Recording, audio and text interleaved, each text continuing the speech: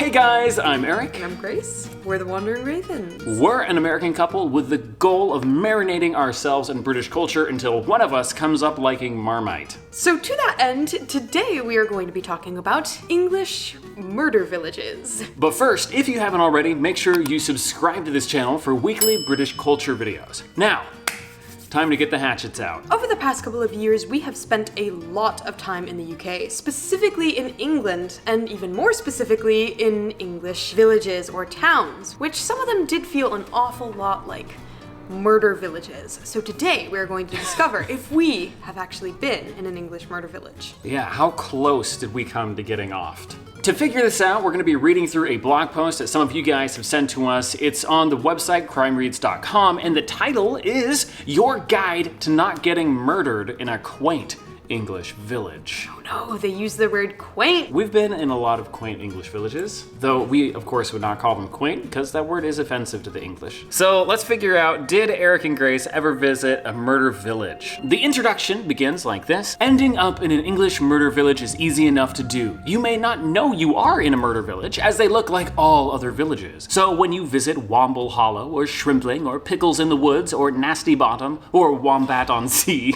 or wherever it is you are going, you must have a plan. Below is a list of sensible precautions you can take on any trip to an English village. Follow them, and you may just live. Places to avoid. The village fete. The village fete is a fair, a celebration on the village green. They toss coconuts, judge cakes, drink tea, and whack toy rats with mallets. It's a nice way to spend a summer's day and thin out the local population, because where there is a fete, there is a murder. If you enter a town while the fete is happening, you are already dead. The tea urn is filled with poison, the sponge cakes are full of glass. There's an axe in the fortune-telling tent. The coconuts are bombs. It's like the Hunger Games, but dangerous. We've been to multiple village fetes. We have! Oh no. Thankfully, we did not drink that bottle of wine that we won at the village fete that we went to. Instead, we gave it to some friends of ours, which we should probably check in with them. Yeah, we did go to a massive street festival at one of the small idyllic villages that we visited, and they gave us a bottle of wine because we won this raffle to see who was the person that... From the farthest away that That's came what it was. to... Oh no, then we just painted giant targets on our back. They did. Who is the most foreign? 'Tis I.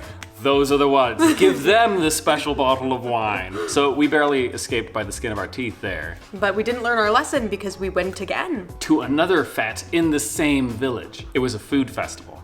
How much food did we eat? We ate a lot of food. We did eat a lot of food. Man, we really got to be more careful next time. Yeah. So, next up, make sure you avoid anywhere with a vat. In English villages, vats only exist for drowning people. In beer, in pickling brine, in whiskey, in jam. This is doubly true. The vat was built in the 14th century. If anyone offers to show you a vat, say you need to get something from your car, then start the engine and run them over. The police understand this sort of thing. Tell them about the vat. Now, have we ever encountered a vat?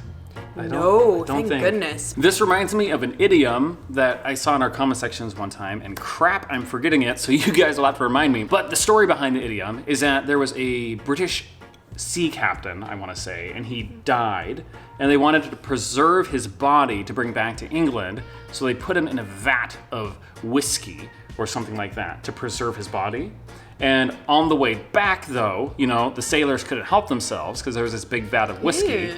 And so I believe the idiom is something like talking with the captain or tapping the captain or something like that. And basically it just means you're gonna go get a drink because they'd go down and steal some whiskey from this vat that the captain was being preserved in. That's like a roundabout way of cannibalism. It's really terrible. And I believe the story goes that by the time they reached England, the vat was empty and the captain had spoiled. So if you know the idiom that I'm talking about, please make sure to leave that down in the comments and fact check me if the story is inaccurate. Also avoid the village church. The vicar will find your body if you venture here.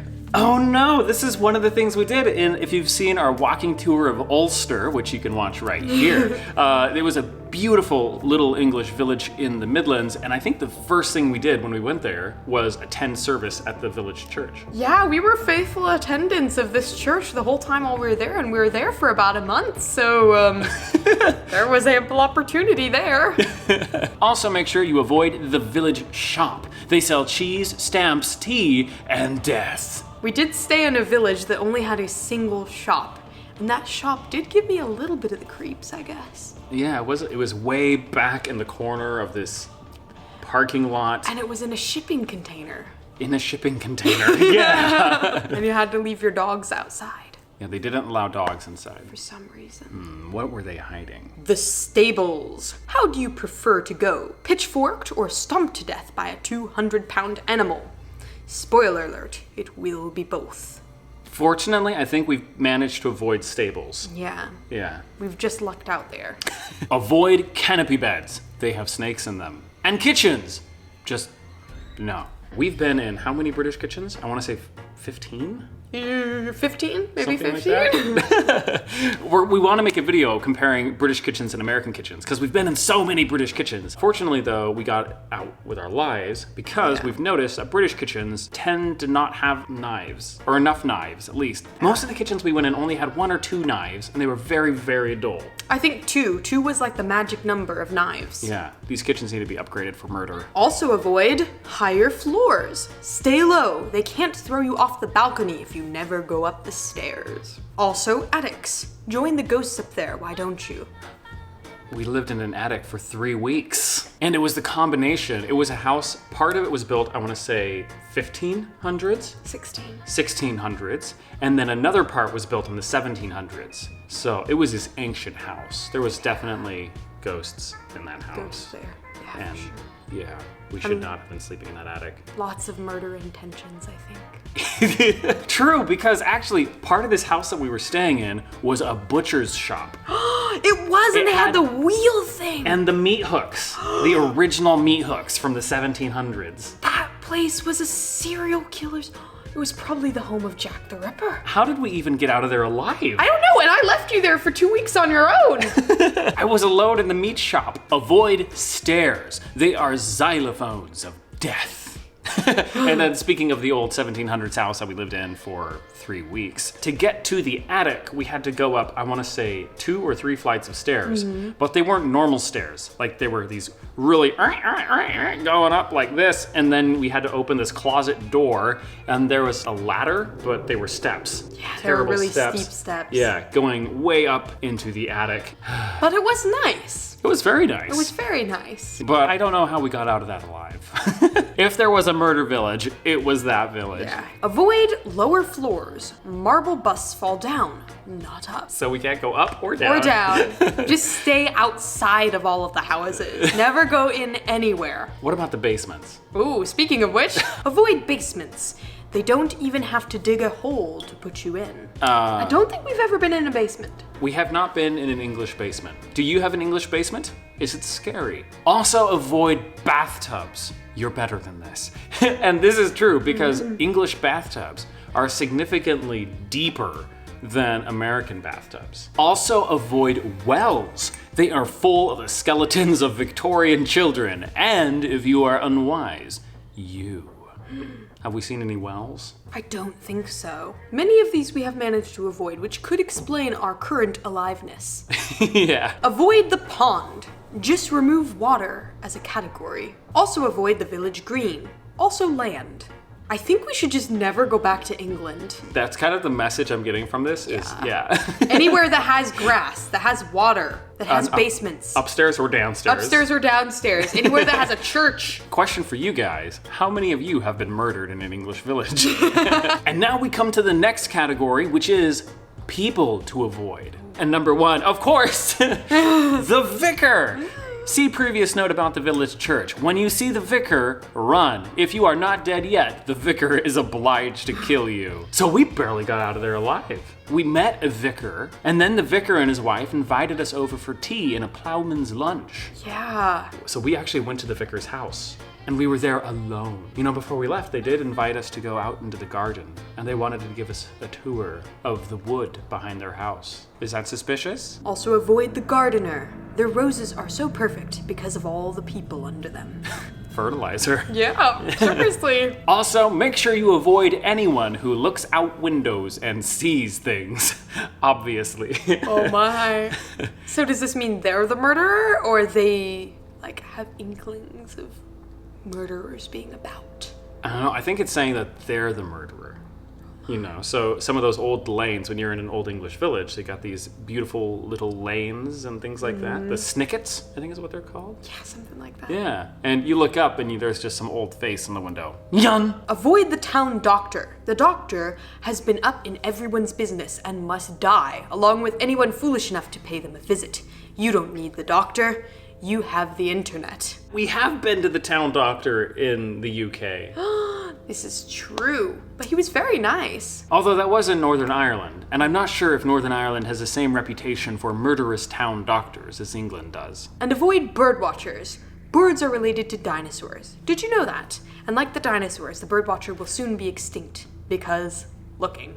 Oh, so they're the people that see things, and so they have to be killed because they're witnesses. I think. That's true. I would have never thought that birdwatching was such a deadly hobby. And make sure you avoid train enthusiasts. Why yes, this carriage is from the 1984 stock and has 30 seats. It used to come in from London, Waterloo Station, but when they redid the tracks in 1998, why I'll show you right here is where they connected the two. This rail right here. Oh, and there goes my head. So the train enthusiast dies? I guess the train enthusiast dies. But who are the actual murderers in this village? Yeah, I don't know why we need to avoid the train enthusiast. Because we actually stayed in the home of a train enthusiast. We did. During our time in They England. legitimately had model trains, and they had a track that went around their garden with a train that went around on it. Mm-hmm. Fortunately, at least based off of this, he wasn't the murderer, but he will soon be dead. We should probably let him know. Hi, old chap. Sorry to bring this up, but, yeah. And he's dead. And he's dead. And finally, this blog post ends with a list of people and places that are generally safe. Whew, okay. Good to know. Yeah, good to know. So not everything and everyone in a quaint English village is trying to kill you. So first up, the pub. No one would defile the pub. Not really sure about that. Have they seen Hot Fuzz in At World's End? also safe, anyone with a dog. Stick with the dogs. Dogs are angels and protect us from everything, and we don't deserve them. Unless the dog is a Doberman Pinscher, in which case its master is evil, or it is a hellhound, in which case it is a hellhound and you should avoid it. And now we're gonna turn the conversation over to you. What tropes from English murder villages would you add to this list? For example, I think I would put bell ringers on this list. Ooh. Because we actually hung out with bell ringers while we were in England a lot in one of the villages that we visited. We attended bell ringing every week for a month. It was a lot of fun. But if there was any group of people that was gonna be a group of murderers, it'd probably be bell ringers. Oh my. All that rope. Yeah, all that rope, and then also all the sound, like the sound of the bells. Oh, Nobody exactly. could hear the cries of the victim if the bells were ringing at the same time. You have to stab in rhythm with the bell. What would you add to this list? I would add the moors. The moors are creepy as hell. The moors, yes. Nobody, like nothing good ever happens on the moors. The moors are a place that is haunted by specters and hellhounds, demons and rippers. I don't know. It's just, don't go onto the moors, especially at night. Yeah, I think the dusk. moors are always night. It's like, you know, middle of the day, and you step onto the moor, boom, it's night. Yeah, seriously. Thank you guys so much for watching. We hope you enjoyed this more casual, lighthearted video. If you'd like to get even more British culture in your life, do make sure that you subscribe. We post videos once a week. And if you have any suggestions or articles or blog posts like this that you would like us to read through and react to, make sure you leave those in the comments down below. Until next time, I'm Eric. I'm Grace. We're the Wandering Ravens. And we'll see you in the next video. Cheers.